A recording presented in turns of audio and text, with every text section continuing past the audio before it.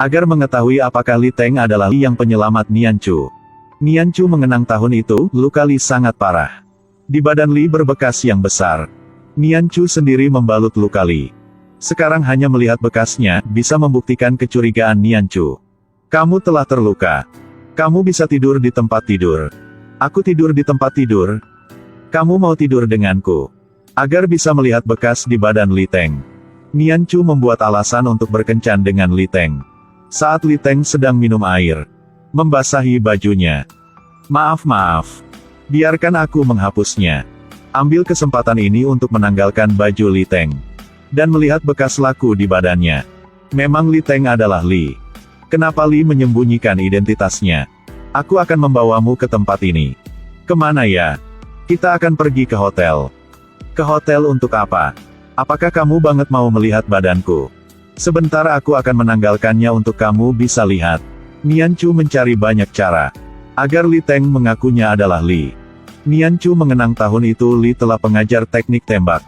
Sebabnya dia telah mengundang Li Teng bersama bermain tembak. Li Teng telah duga pikiran Nianchu. Dengan alasan hari ini dia terlalu lelah untuk menolak Nianchu. Nianchu bilang bisa mengajarnya. Li Teng berbalik dengan terampil. Perasaan ini sangat akrab.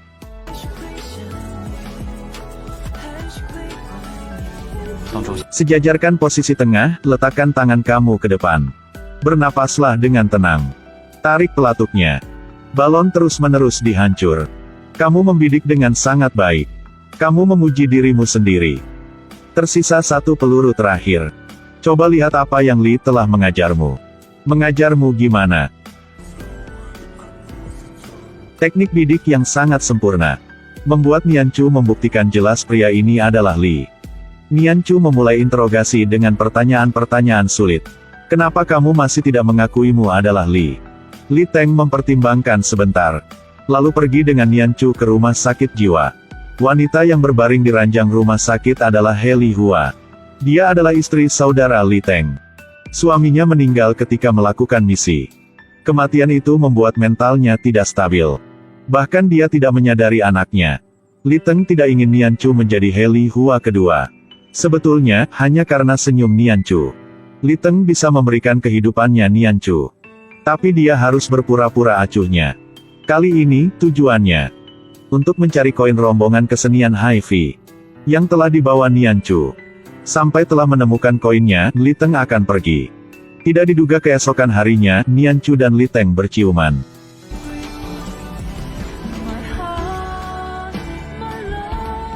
Melakukan apa untuk dicium ganteng dengan proaktif pada sehari? Cara yang paling sederhana adalah melakukan penyentuhan fisik yang tanpa disadari. Nianchu meminta Li Teng mengajarinya cara pertahanan sendiri orang mesum. Keduanya di ruang. Li Teng memeluk Nianchu dengan cepat. Pertama kali dia bisa menyentuh Nianchu yang dekat.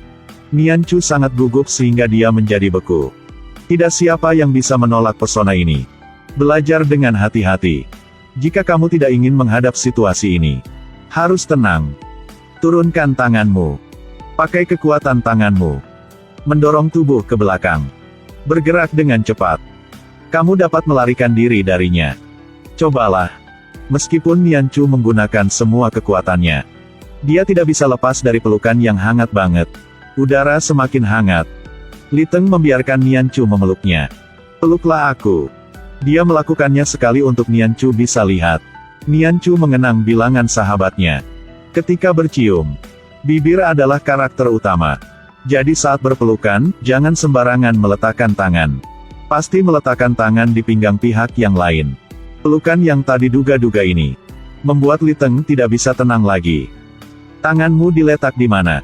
Nianchu tidak punya waktu untuk bereaksi. Li Teng dengan cepat melepaskan dari pelukannya. Harus cepat begitu. Sekarang giliranmu. Kali ini Nianchu telah ada pengalaman. Dia cepat lepaskannya. Sembarangan sampai terpeleset dan jatuh. Jatuh. Untuk dapat mengembangkan hubungan ini dengan Li Teng, Nianchu perlahan menutup matanya.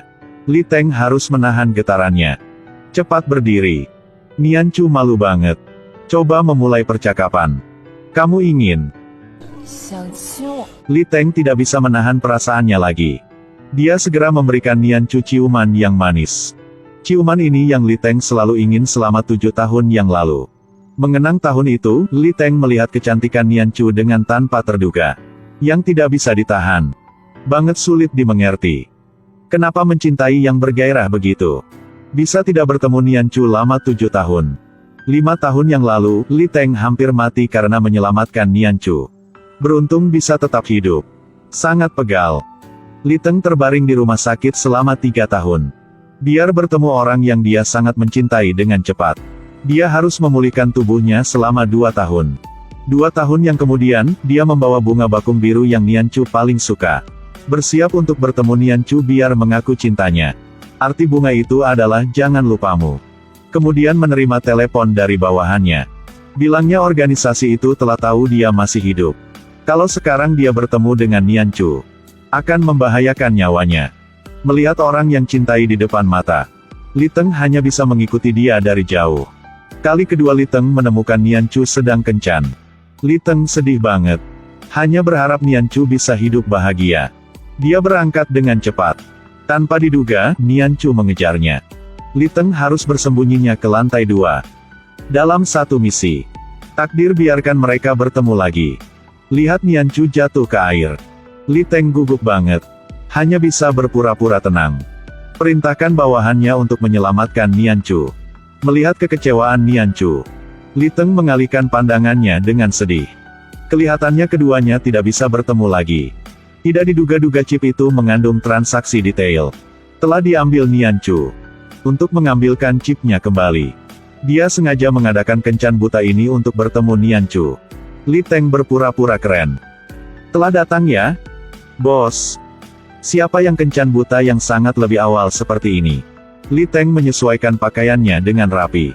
Ambil napas dalam-dalam. Dia ingin bertemu Nian Chu dengan keadaan yang paling sempurna.